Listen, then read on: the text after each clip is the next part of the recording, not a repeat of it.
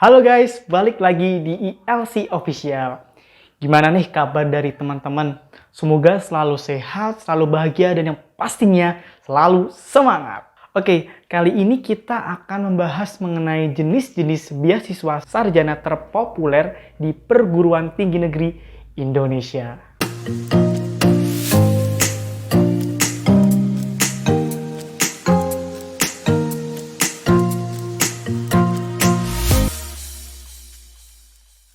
Nah, kita akan dimulai dari yang pertama, yaitu beasiswa unggulan. Beasiswa unggulan merupakan salah satu beasiswa yang ditawarkan oleh pemerintah, yaitu Kemendikbud. Dalam keterangan di laman resmi Kemendikbud, tujuan dari beasiswa unggulan ini yaitu mendukung upaya peningkatan kualitas sumber daya manusia di Indonesia melalui penyediaan bantuan pendidikan dan pelatihan baik lewat jalur gelar maupun non-gelar. Ada 3 jenis beasiswa unggulan yang ditawarkan. Yang pertama yaitu beasiswa unggulan masyarakat berprestasi, yang kedua yaitu beasiswa unggulan 3T atau terdepan, terluar, dan terbelakang, dan yang ketiga adalah beasiswa unggulan pegawai Kemendikbud. Namun, karena kali ini kita akan membahas mengenai jenis-jenis beasiswa sarjana saja, maka hanya ada 2 saja beasiswa unggulan yang akan kami jelaskan, yaitu beasiswa unggulan masyarakat berprestasi dan juga beasiswa unggulan 3T. Untuk beasiswa masyarakat berprestasi ini pastinya diperuntukkan bagi mereka-mereka yang mendaftar yang memiliki prestasi. Nah, apa saja nih persyaratan-persyaratan yang harus dipersiapkan? Yang pertama yaitu mahasiswa baru atau lulusan SMA, SMK sederajat dengan dibuktikan surat tanda kelulusan, dan juga mahasiswa ongoing atau mahasiswa aktif dengan IPK minimal 3,25. Lalu yang kedua yaitu mahasiswa harus memiliki prestasi 3 tahun terakhir, baik itu dari sains, teknologi, sosial budaya, ataupun juga olahraga, dengan minimal tingkat kabupaten atau kota. Dan yang ketiga, maksimal berusia 22 tahun. Nah, selanjutnya yaitu beasiswa unggulan 3T nih. Beasiswa 3T atau disebut dengan terdepan, terluar, dan terbelakang ini pastinya ditujukan untuk mereka-mereka yang tinggal di daerah 3T sesuai dengan peraturan Presiden Republik Indonesia tentang penetapan daerah tertinggal tahun 2020-2019. Lalu untuk persyaratan beasiswa unggulan 3T ini tidak jauh beda nih dengan beasiswa unggulan masyarakat berprestasi. Persyaratannya apa saja? Yang pertama yaitu mahasiswa aktif dan juga mahasiswa ongoing dengan IPK minimal 3,0. Selanjutnya yaitu mahasiswa memiliki prestasi dengan bukti, plakat, sertifikat, dan lain sebagainya yang menunjang bahwa mereka memiliki prestasi. Dan yang ketiga adalah usia maksimal 25 tahun. Beasiswa unggulan masyarakat berprestasi dan juga beasiswa unggulan 3T ini memiliki fasilitas yang sama saja. Yang pertama yaitu bantuan biaya pendidikan. Bagi teman-teman yang ingin mendaftar beasiswa unggulan ini sangat terbantu nih, karena apa? Karena UKT, uang SKS, dan uang pendidikan lainnya akan dibantu dibiayai oleh beasiswa unggulan ini. Misalnya nih teman-teman harus membayar UKT sejumlah 3,5 juta, 5 juta, 7 juta, dan lain sebagainya akan dibantu dengan beasiswa unggulan ini. Selanjutnya yang kedua yaitu biaya hidup. Nominal untuk biaya hidup ini bergantung pada biaya hidup di daerah masing-masing. Dan yang ketiga adalah biaya buku. Jika teman-teman penasaran dan ingin tahu info lebih lengkap, bisa dicek buonline.beasiswaunggulan.kemendikbud.co.id. Selanjutnya yang kedua yaitu beasiswa PPA dan BBP PPA. Kak, seribet itu ya namanya. Eits, bukan masalah ribet namanya, tapi kita harus lihat fasilitas yang diberikan. Oke, jadi beasiswa PPA dan BBP PPA ini memiliki perbedaan. Jadi kalau semisal PPA atau kepanjangan dari peningkatan prestasi akademik, pastinya harus memiliki prestasi. BBP PPA ini atau kepanjangan dari bantuan biaya pendidikan peningkatan prestasi akademik harus memiliki syarat mohon maaf dari keluarga tidak mampu. Nah, bagi teman-teman mahasiswa ongoing atau mahasiswa aktif yang ingin sekali mendaftarkan diri untuk mendapatkan beasiswa, ini saya saran daftar beasiswa ini karena beasiswa ini salah satu beasiswa dengan berkas-berkas yang tidak terlalu banyak dan tidak terlalu ribet. Yang penting ada kemauan, ada ketekunan dan semangat dari teman-teman untuk mau melakukan syarat-syarat dari pendaftaran beasiswa. Kemenristek Dikti biasanya akan membuka beasiswa ini di awal tahun akademik, yaitu biasanya di bulan Februari. Lalu apa saja nih persyaratan yang harus disiapkan untuk mendaftarkan beasiswa ini? Yuk, kita cek. Yang pertama yaitu mahasiswa minimal semester 2 dan maksimal semester 8. Nah, bagi teman-teman yang mohon maaf semesternya sudah tua, dengan berat hati tidak bisa mendaftar beasiswa ini. Tapi harus selalu semangat. Lalu yang kedua adalah memiliki bukti prestasi, baik itu dengan sertifikat, piagam, ataupun lainnya. Lalu yang ketiga adalah IPK minimal 3,0. Namun minimal IPK ini bergantung pada fakultas masing-masing karena biasanya fakultas itu memberikan persyaratan IPK berbeda-beda, ada yang 2,75, 3,0, 3,25, dan lain sebagainya. Dan selanjutnya yaitu persyaratan khusus.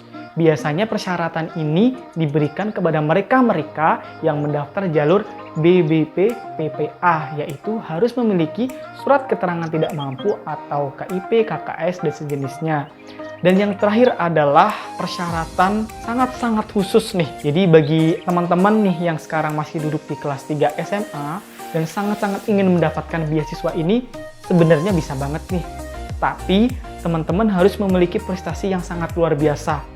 Loh, sangat luar biasa. Gimana tuh maksudnya? Jadi teman-teman setidaknya memiliki prestasi di tingkat nasional maupun internasional. Atau juga memiliki nilai rapot yang sangat bagus, dan itu selalu naik dari semester 1, semester 2, dan hingga semester selanjutnya. Dan yang pastinya harus memiliki rekomendasi dari sekolah. Beasiswa ini biasanya diumumkan oleh universitas masing-masing. Jadi teman-teman tuh sebenarnya harus kayak sering-sering nih melihat web-web dari kampus masing-masing karena biasanya pengumuman-pengumuman ini itu dikeluarkan oleh universitas masing-masing. Selanjutnya yang ketiga adalah bidik misi. Bukannya bidik misi udah dihapusin ya? Oh iya, ternyata bidik misi memang dihapuskan. Tapi tenang, walaupun bidik misi sudah dihapuskan, Kemenristek Dikti mengeluarkan program beasiswa baru yang bernama KIP Kuliah. Nah, apa tuh KIP Kuliah? KIP Kuliah atau Kartu Indonesia Pintar Kuliah merupakan bantuan biaya pendidikan dari pemerintah kepada calon mahasiswa dari keluarga tidak mampu namun memiliki potensi akademik yang baik. Sebenarnya, KIP Kuliah dan bidik misi ini tidak jauh beda. Hanya saja bidik misi dihapuskan lalu diganti dengan KIP Kuliah. Perbedaan yang menonjol sebenarnya pada salah satu persyaratan. Jika bidik misi salah satu persyaratan bisa menggunakan surat keterangan tidak mampu, namun KIP Kuliah harus menggunakan KIP atau Kartu Indonesia Pintar. KIP ini biasanya diajukan atau diberikan ketika sekolah dasar, sekolah menengah pertama, ataupun sekolah menengah atas dan sederajatnya. Lalu, apa saja nih persyaratan-persyaratan yang harus disiapkan untuk mendaftar KIP Kuliah? Yang pertama yaitu lulusan SMA, SMK sederajat, maksimal 2 tahun sebelumnya. Jadi semisal nih, bagi teman-teman yang bukan lulusan tahun 2020, yaitu maksimal lulusan tahun 2018 ataupun 2019, bisa banget nih daftar. Yang penting 2 tahun sebelum tahun 2020.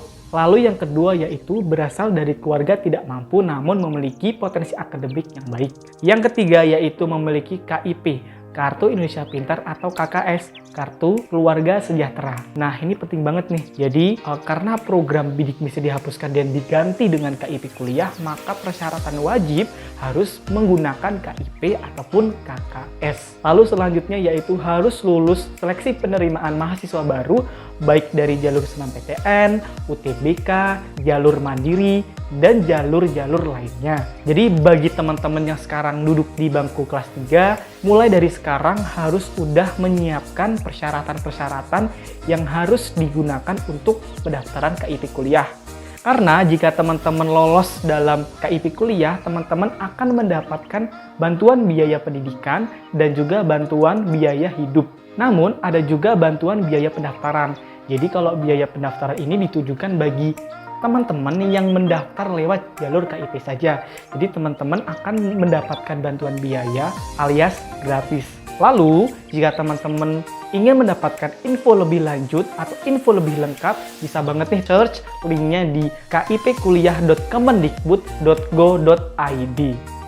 Lalu yang keempat adalah Jarum Beasiswa Plus. Teman-teman pasti udah nggak asing atau familiar dengan kata Djarum. Karena Djarum merupakan salah satu perusahaan rokok terbesar keempat di Indonesia. Eits, tapi kita nggak akan bahas rokok ya, karena kita akan bahas Djarum Beasiswa Plus.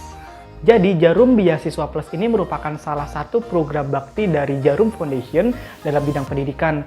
Nah, Djarum Beasiswa Plus ini merupakan salah satu beasiswa tertua, terlama, dan terpopuler di Indonesia. Karena sudah didirikan pada tahun 1986.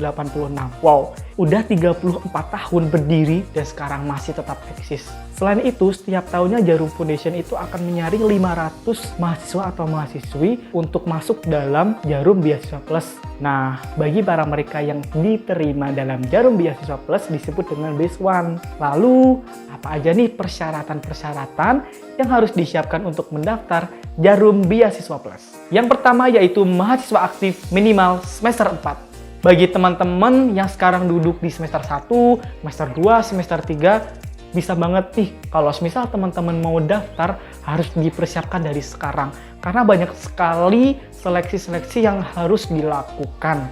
Selanjutnya yang kedua adalah IPK minimal 3,2. IPK ini merupakan kumulatif dari semester 1, semester 2, dan semester 3. Lalu selanjutnya yaitu aktif organisasi. Jika teman-teman sekarang merasa belum aktif organisasi, mulai detik ini teman-teman mencari info-info organisasi yang akan teman-teman ikuti. Mulai dari organisasi kampus maupun di luar kampus. Karena persyaratan ini menjadi salah satu persyaratan penting jika ingin mendaftar Djarum Beasiswa Plus. Lalu selanjutnya yang keempat yaitu tidak menerima beasiswa lain.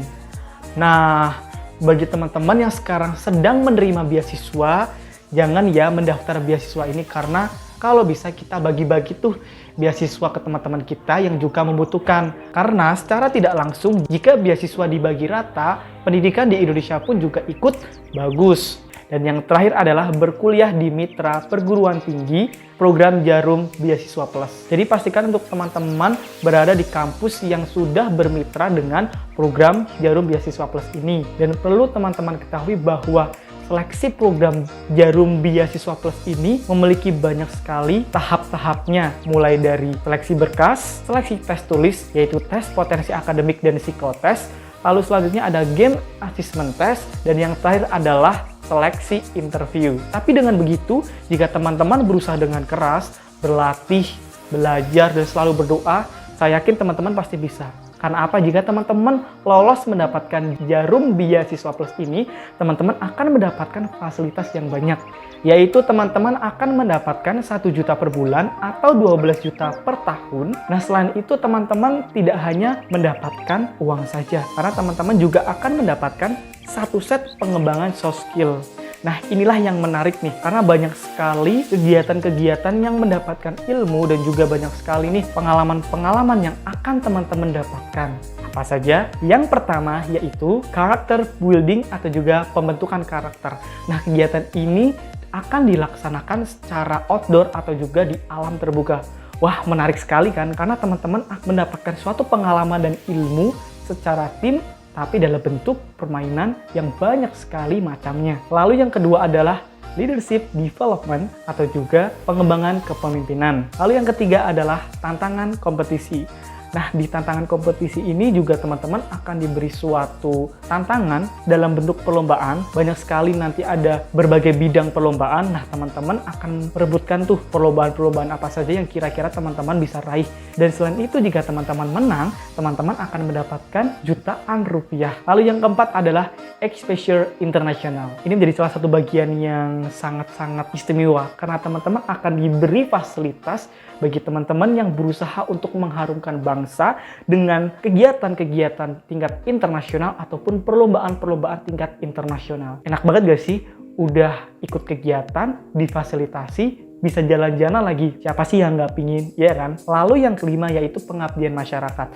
Ini pada umumnya teman-teman akan diterjunkan kepada masyarakat dan melakukan suatu program untuk mengabdi pada masyarakat. Dan yang selanjutnya masih banyak lagi kegiatan-kegiatan yang harus dilakukan ataupun bisa diikuti. Disinilah teman-teman akan banyak sekali mendapatkan teman, mendapatkan pengalaman, mendapatkan ilmu, dan banyak sekali hal-hal yang bisa dapatkan. Dan tahu nggak sih, kegiatan-kegiatan tersebut juga akan memberikan suatu achievement atau penghargaan nih bagi teman-teman yang melakukan pelatihan secara maksimal. Nanti akan banyak jenis-jenis achievement yang bisa teman-teman dapatkan. Karena di situ menjadi salah satu motivasi juga buat teman-teman untuk melakukan pelatihan secara maksimal. Nah, itu tadi jenis-jenis beasiswa terpopuler di Indonesia yang kemungkinan teman-teman bisa ikuti. Namun sebenarnya di luar sana masih banyak sekali beasiswa-beasiswa yang bisa dapatkan. Yang terpenting ketika ingin mengikuti beasiswa-beasiswa ini, teman-teman harus siapkan mental juga. Siapkan niat juga, dan teman-teman harus terus berusaha. Mulai dari sekarang harus menyiapkan dari dini dan matang. Karena apa? Karena di luar sana pastinya banyak dari kita yang juga ingin merebutkan salah satu dari beasiswa-beasiswa yang disediakan. Oleh sebab itu, teman-teman harus terus berlatih, belajar, berdoa, dan terus semangat. Terima kasih sudah menonton video ini. Semoga bermanfaat. Dan tentunya ILC masih membuka program alumni untuk bimbingan selama 1 tahun. Program mulai dari 7 September dan gelombang 2 pada akhir September. Boleh banget nih teman-teman juga kasih saran ke kami kira-kira video apa yang bisa kita bahas selanjutnya. Dan jangan lupa subscribe, like, komen, dan share ke seluruh media teman-teman. Terima kasih. Eureka Learning Center, best partner for your future. Bye!